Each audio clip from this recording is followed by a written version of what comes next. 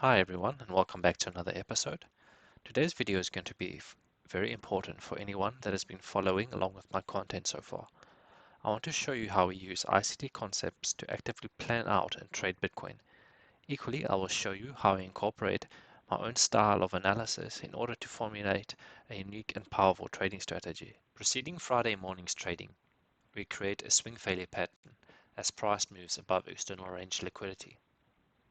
This high created is a swing high, and I use it as the first point to frame a dealing range. In this case, price breaches buy-side liquidity and moves towards internal targets.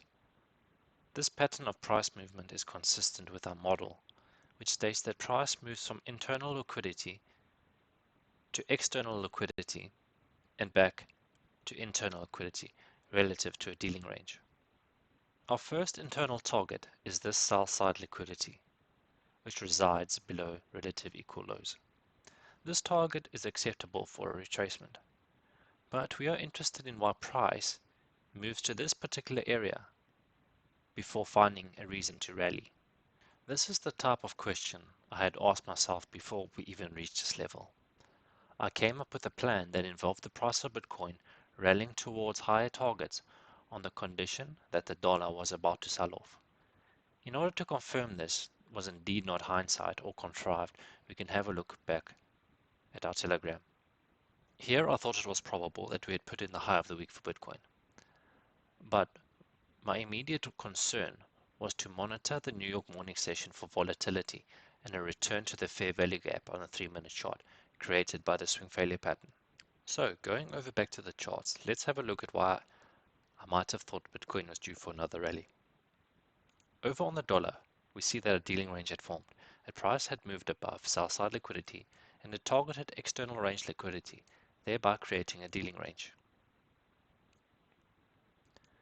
Because we had moved below external range liquidity, it was likely that price was ready to move to internal targets before selling off again. And just as our model suggests, price rallies towards internal targets, moving above a swing high here before entering into a OTE Fibonacci window, just as we enter into New York kill zone for equities.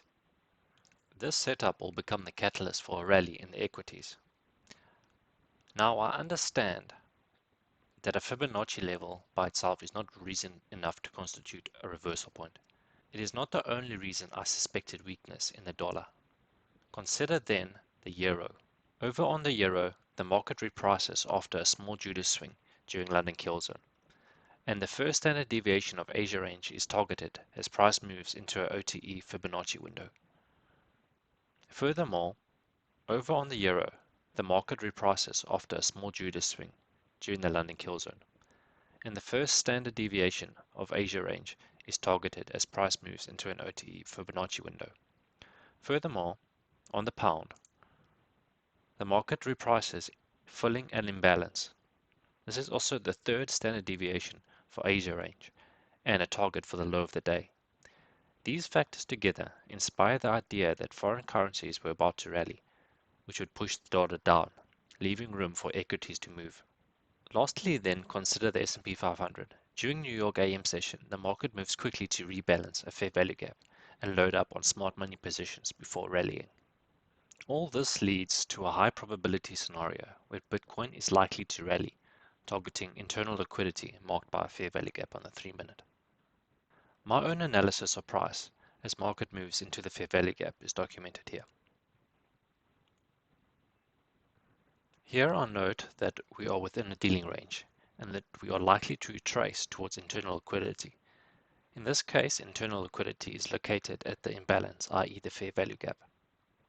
This fair value gap is of optimal location as it is above a swing high and it is within the OTE Fibonacci window. On Atis, we are able to confirm suspicious delta movement as a type A divergence develops as price moves within the fair value gap. Positive delta and increasing open interest confirms new longs are being opened and that the CVD is moving to reflect aggressive market participation, but the price is not. All these factors together is what I would call an optimal trade setup. Moving on, price accumulates into Saturday before ultimately targeting external range liquidity. Sunday sets up a run on liquidity as price begins to accumulate. We expect external range targets to be hunted before the Monday session begins.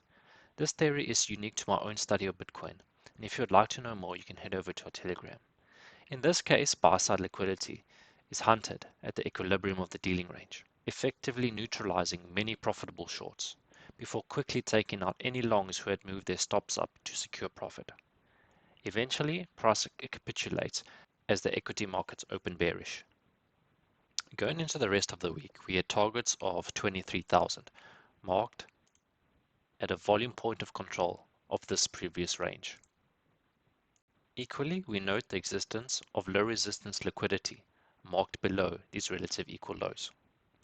Should the market trade lower, this will be our first level of interest. If you enjoyed today's video, consider subscribing or head over to my Telegram or Twitter for daily updates. Other than that, I'll see you next time.